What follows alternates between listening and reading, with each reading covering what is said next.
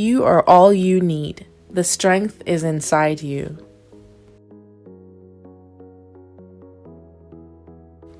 Beauty begins the moment you decide to be yourself. Love of beauty is taste. The creation of beauty is art. Amazing things happen when women help other women.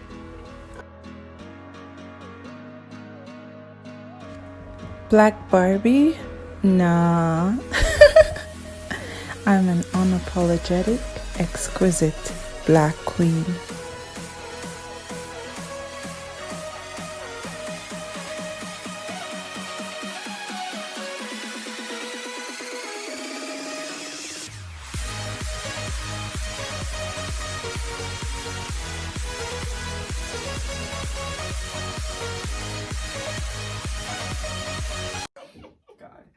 Hi guys, welcome to our podcast, Housewives of Alberta. Hi. Yes, the full cast is here tonight.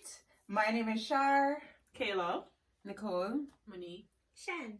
Yes, and all the housewives are in the house tonight. And we're going to be talking, this is going to be like part 2 about our mental health series that we started a few weeks ago.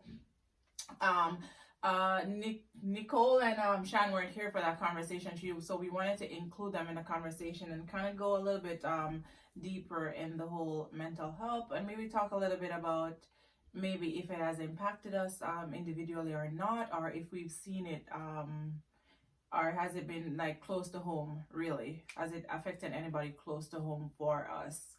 Yeah, so let's jump in. Yes, this is where we jump in.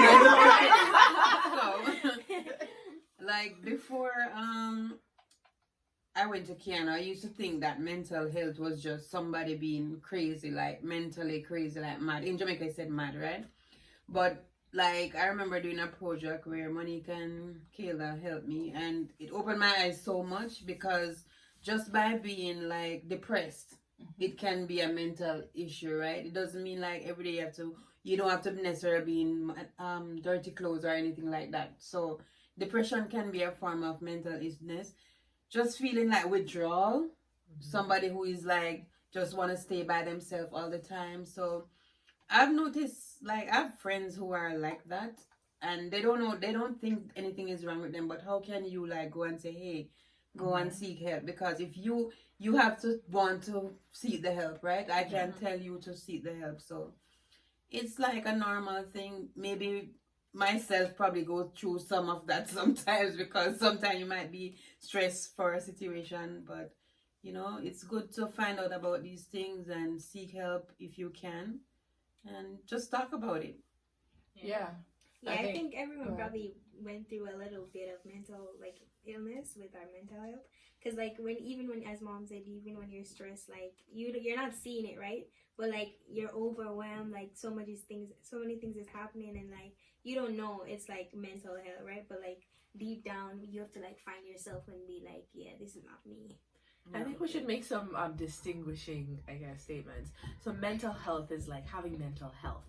And then you have mental wellness, which is a broader scope. So when you have a mental health issue, those are diagnosable. A lot of them are diagnosable. When you have mental wellness problems, that's where because stress is not a mental health issue, but it's something that affects your mental wellness, right? So it's like, it's such a broad... Depression can It's a mental illness. That's definitely a mental illness for sure. I think what we left on the last time when we talked about it, we were saying, it's important to listen. Not just like, not just ask questions just because it's the norm, it's protocol. Hi, what's up? And just keep walking. It's important to stop and listen for that answer. And you never know what you might stop. You never know, how you can help that person. I find that a lot of times when people say things, and we said this in the last podcast, when people say things, we don't take them seriously. If they say, oh, I want to kill myself, we're like, ha ha ha ha. Yeah, we Stop joke talking about it. foolishness. You know what I mean? And sometimes that person is so serious. 'Cause And that's then- in their thoughts. yeah. Right? But I think if somebody says that to you, at least I think they have a conscious moment, because if somebody gonna kill themselves, they're gonna do it right away. So That's the what I fact said. that they say it to you, like, you should like That's try why I cry to for help. yeah. That's Yeah, the cry for exactly. A person's like, it takes a lot for you to even open your mouth and say something, because it makes you vulnerable. Right. And as human beings, we do not like vulnerability. So for you to say that, it means that you're really crying out for help. Right. Right. Yep, absolutely. And some people don't say anything because they don't want to be stigmatized. Mhm. They don't want, like, if it's my close friend, to think, oh, that person is probably going to have this over me for the rest of my life. So they probably suppress all of that, right? That's true. Yeah. And a lot of times, even too, sometimes, you know, they run joke too, and they were like, oh, I feel like I'm gonna kill myself, and ha ha ha, and Yeah, just laugh just to at the laugh end it of off. it. Mm-hmm. And because they laugh at the end of it, a lot of us are like, oh, it's a joke. Yeah. Ha ha ha. Yeah. And it's not a joke. like, And let's they're- talk about how Like, the moment I hear somebody say that, whether it's my friend, anyone, I'm like, listen, what is the problem? Why are you saying that? Like, Yeah. if something goes off in my head, like, I'm like, Yeah. why? And honestly, through doing a lot of courses, I speak some suicide prevention and actually noticing when someone is crying out for help. People don't just open their mouth all the time and say, I want to kill myself. If you have friends and you see them getting rid of things that they love and they cherish, question it. If they're ready to just shift and make like swift changes, question it. If they're doing things that risks their lives, that is not like them, not the norm, all of a sudden they want to go bungee jumping and they were But scared of heights. if you hear me saying I'm doing any of that, you know it's not me. I'm afraid of heights. Right? So, you know, pay attention to that stuff, because it could look simple, but like, oh, you know what, I'm just gonna sell all my furniture in my apartment. Mhm. Why? Are you moving? No, I just feel like it, you know, I feel like I have too much stuff. They're shedding things so they can end it. Right? So yeah, there's a lot of subtle signs for sure. That's a good point to note. So I'm gonna say, what if somebody comes up to me and says, I don't think my life is worth anything, like real serious thought. What would you say? What advice would you give to me to kind of like approach that situation? Straight up. So getting training to answer crisis calls and people who call and say, you know, this exact same thing. The first thing you ask, don't go around the bush. Are you thinking about killing yourself? Straight up ask the question. And if they say yes, what are your means? Do you have pills? Do you have a rope? Do you have means, and do you have access to the things that you're going to use? And if they say yes, then you know they already planned it out, they're already prepared. So that's when you kind of want to reach out to law enforcement like 911 and get them to a hospital or something. Right. You know, but if they say, nah, you know, sometimes it just crosses my mind. Oh my gosh, every single person that I've known in my lifetime, at some point, I'm not saying that you've thought about taking a bottle of pills, but you've thought about, I wish I didn't have to go through this. I wish I didn't have to Because the be here, situation right? seems Yeah. overwhelming. Yeah, exactly. And so there's a difference between that and actually having a plan and active ways to get it done. You know what I mean? So that's the first thing. Like, don't beat around the bush. Are you thinking about killing yourself? Yeah. Yeah.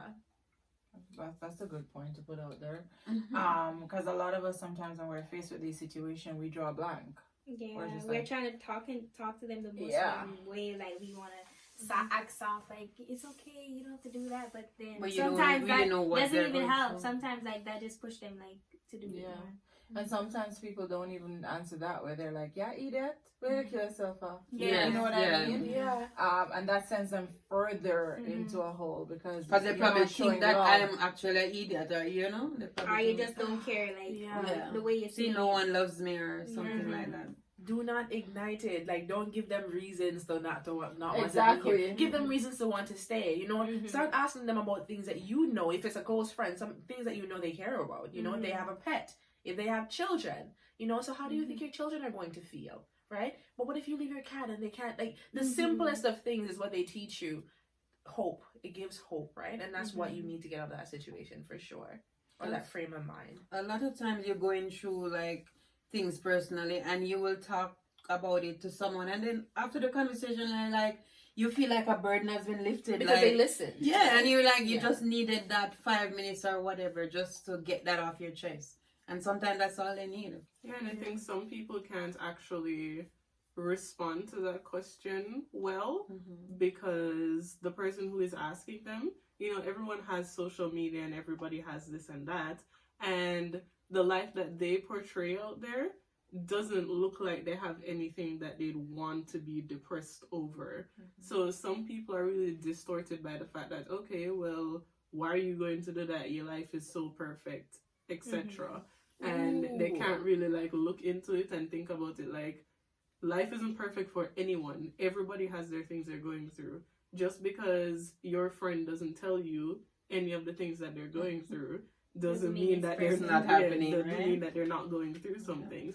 So I think in regards to some people, they can't really answer the question well, because they don't think that, like, they view you as a type of person that, oh, nothing happens to you because you're always so, you know, Smiling or and all of that stuff, and your life looks so perfect on social media and whatever. So they don't really look and say, okay, well, maybe this is happening or maybe that is happening, and what can I do as your friend to help? Check on those people, the people who have perfect lives on social media. People that are smiling all the time. Check on those friends for sure.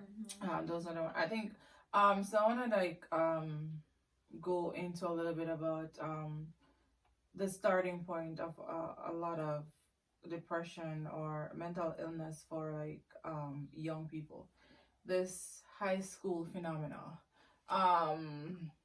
So we're Jamaicans, and I want us to look at it both from a Jamaican perspective, and then now that we're living in Canada, now their perspective. A lot of kids are bullied at school. They consider it bullying here and stuff. When we're back home, the way how we grew up and stuff, at that point, we didn't process it as bullying. Or like, somebody says something to me, I must say something back to you, and we're gonna deal with it that way. I'm gonna defend that. Exactly. Here it's a little bit different. If somebody says, "Oh, your head's big" or whatever, or stuff like that, not trivializing it at all, just trying to explain. It's internalized a different way here now, and even now in general, everybody is so much more sensitive to certain things that once you say something, they internalize it, and it causes some type of reaction. Even with all these mass shootings and stuff like that, we don't know the background to those people that are doing these things and what triggered that type of reaction in their brain. So when we look at the contrast between Jamaica and here, and you know, the whole bullying phenomena, like, what do you guys think about that? How do you guys like view the whole bullying phenomena as it relates to mental health? I just feel like it's socialization process. Like, you know, you just said, if you're back home and you get spoken to a certain way, or you get hit, you're about to throw a punch back, right?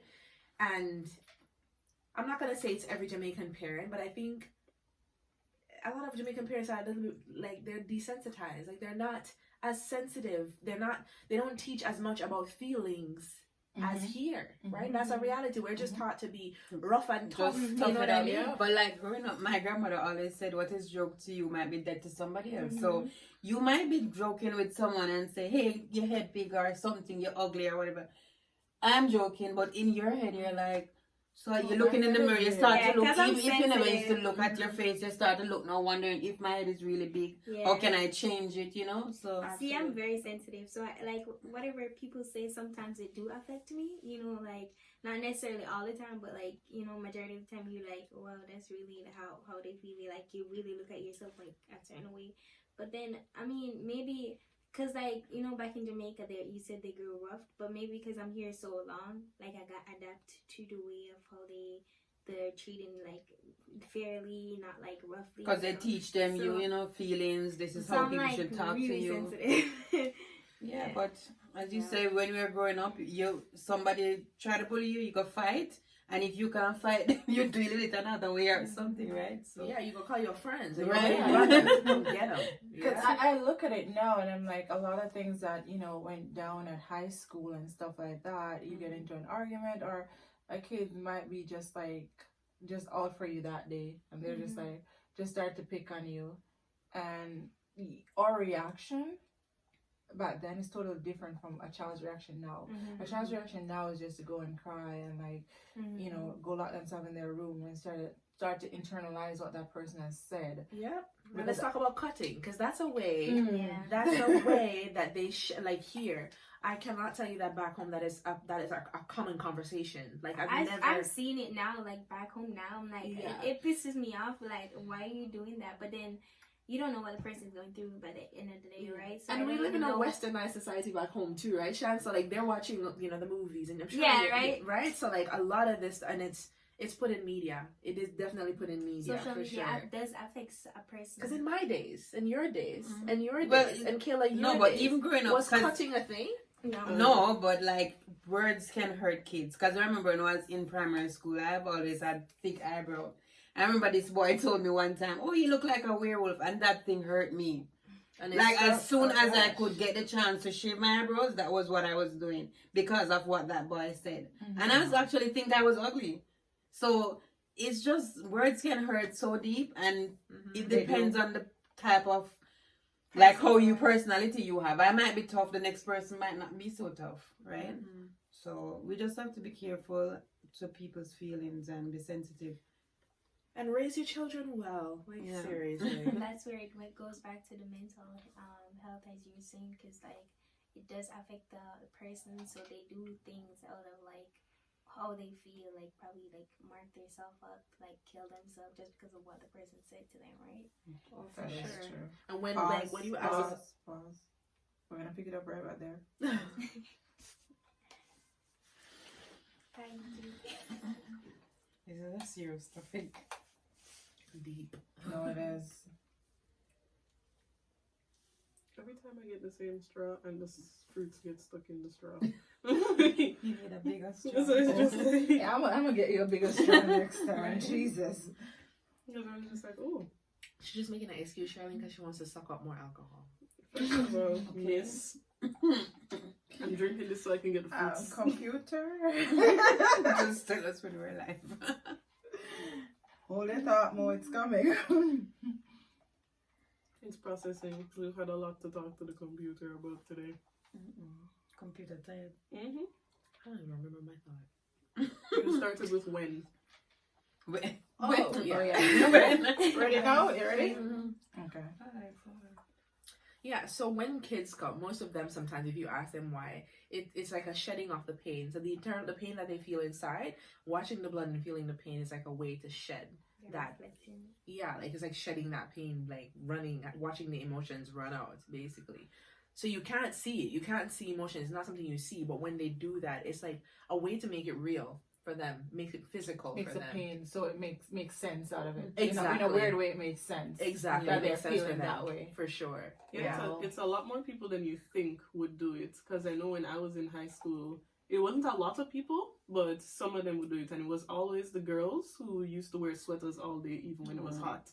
Mm. So that is how you would, Oh. yeah. That's a good way when your kids stop wearing like regular stuff like on regular days and start to wear long sleeve, and you question wonder. that. Yeah. Yeah, and there's also a point that I wanted to bring up with regards to mental health back home.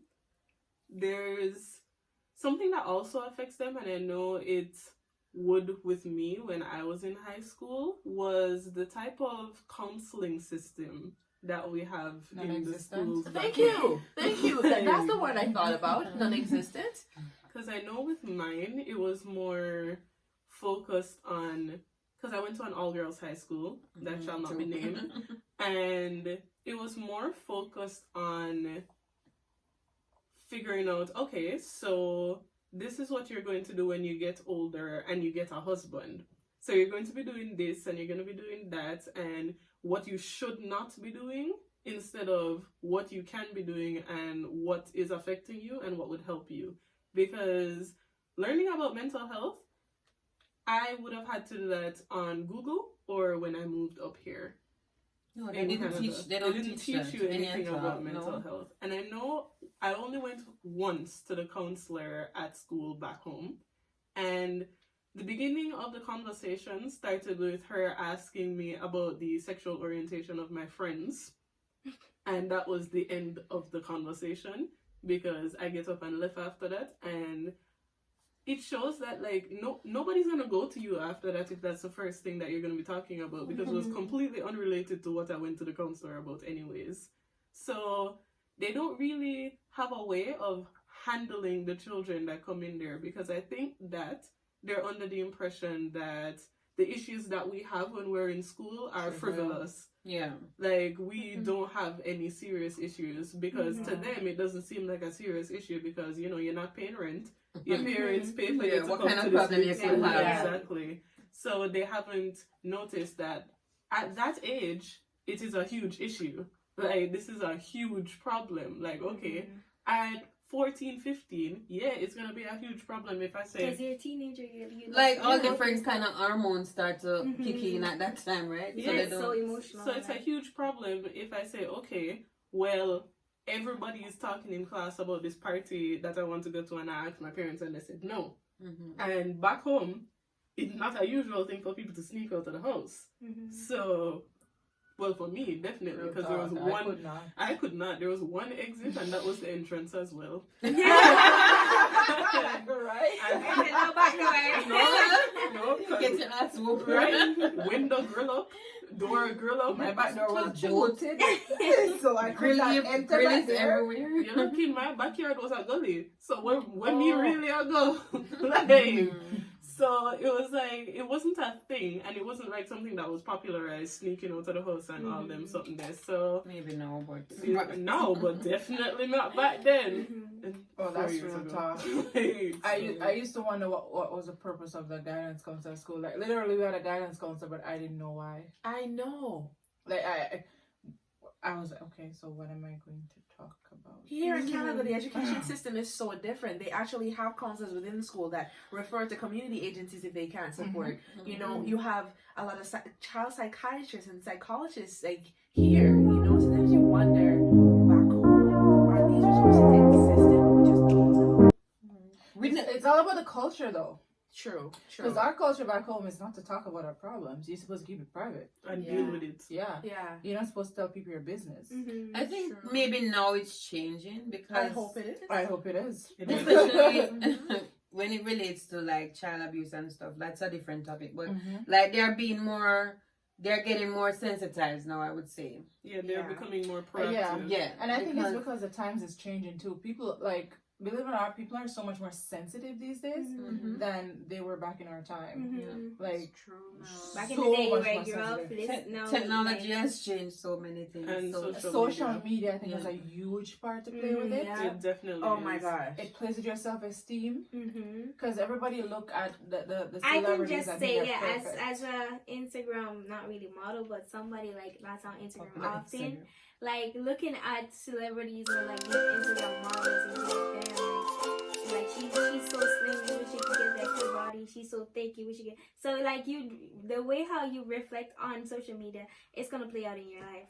Cause like you look at them and you want to be like them, so it does affect you. Honestly. It's true, but I think what we fail to understand is like they don't actually look like that. I know. You know what I mean? They listen. We are using an iPhone or a camera. They Them have a edits whole be- crew. Yeah. Right, Plus You know what I photos mean? and Squad. stuff. Them, Plus edits makeup artists. be Exactly. crazy. Exactly. So I think a lot of us look at them and see perfection when But it's not in it's reality. not the reality. Mhm. And a lot of us are so hard on ourselves and want our butt to be that way, want that I like want to be slim. beauty doesn't have one look. Yeah. Oh my gosh. Right now, I to think- me,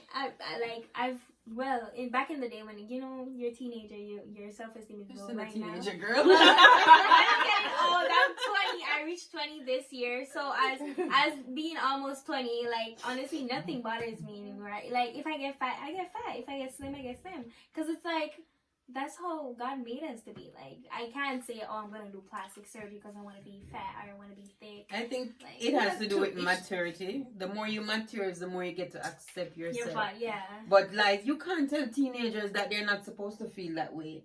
They're And frontal smaller lobe. kids, Because right? it's a part Because of like, there's growing a up. whole front out there just to show them that, oh, this is what you should be, this is how you should dress, this is so it plays with their mental health, it plays with their emotions. So how can you tell a child, oh, don't look like that? I Because think- in their eyes, that is what it is.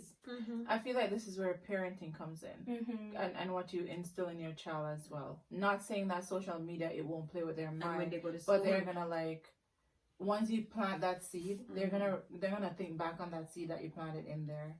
You know, even You though have I'm to your mom. filter too, though. You have to filter what your kids are exposed to on Exactly. social media. Like, there's people I know from church who have grown young ladies, and you know, like 13-year-old, 14-year-old, and they have no clue what Facebook is. They know it exists, but they're not on there. Praise God. Right? So it's just, I don't know. It's a socialization My process. But what children is about getting you? an iPhone. What about when they go to school though? Because you can put all the morals and the standards you want in Yeah, them, but when they go to school and they mix with all the different kind of society, That's where it's what put to the test.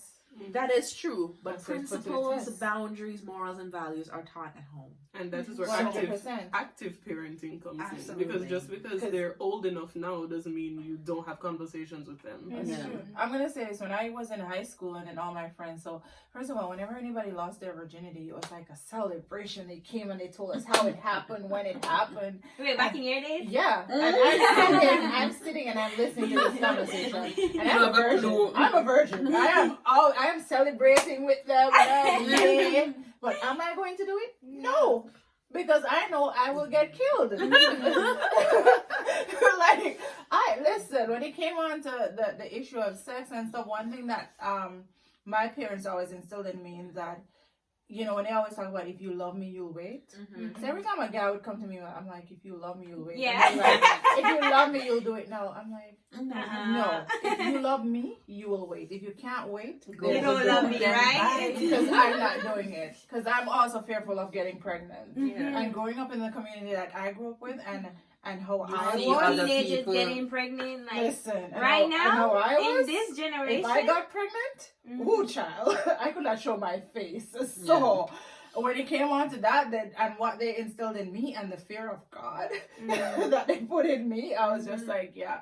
Even though they talked about sex, even though all my friends were having sex and they were, you know, had their boyfriends and stuff like that, it didn't bother me. I was always that one person that When was you're like, that not one doing out it. of 10 teenager that is focused, how many of them are gonna stand for I it? know. In our generations right now, 2020, 2019, everyone's getting pregnant. I don't know why, but everyone's pregnant. Something in the Like- water. I don't know.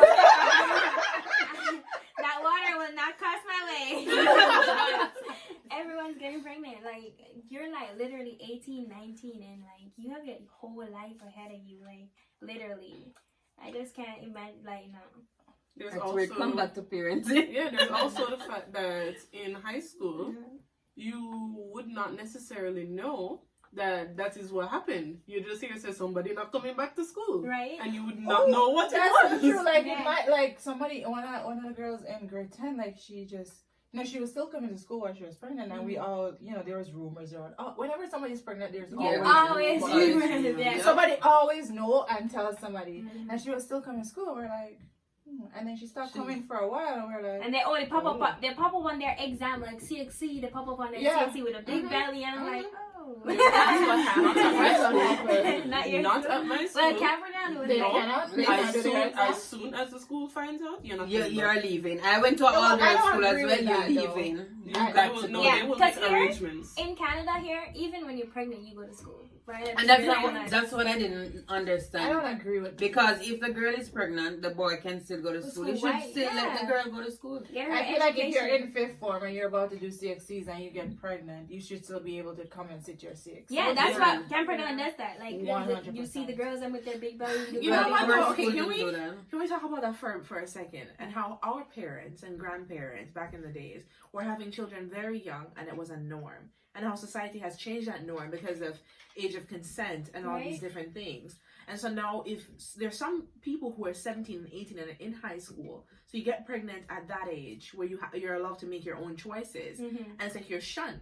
Yeah, because even as you were saying, because even like some parents' mom, like say mommy mom, say for instance she got her when she was 18, 17. It was not a big deal, but now it's like really a big deal because taboo. like they're getting mad at you because you're like you. But I guess it all has to do with parenting, because they don't want you to go through what they went Yes, through, right? that is what Exactly. Yeah. They want So, you to have a like, career, they not a want career you of to- babies.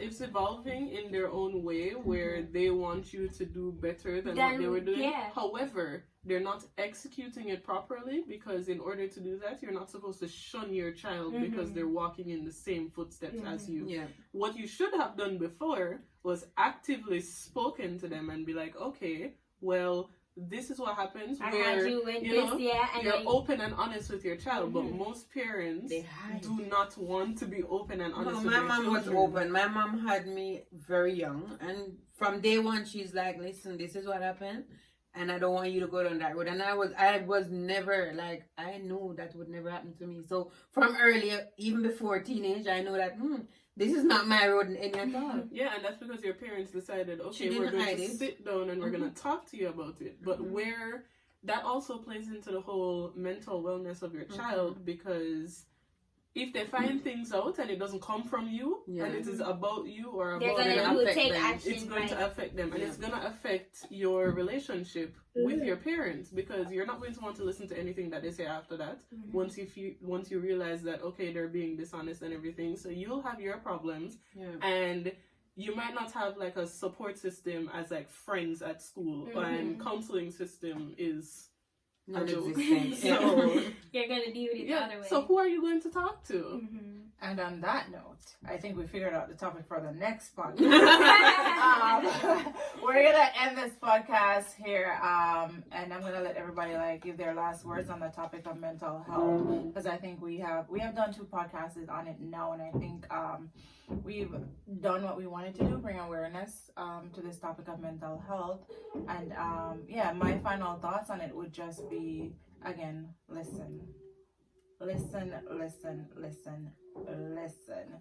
and put some of those words into action that Mo said. If somebody tells you they want to kill themselves, okay, are you sure you want to kill yourself? Are you going to kill yourself? What method? Do you have everything set up? Like, get information, and then you can move on to find out how to help them.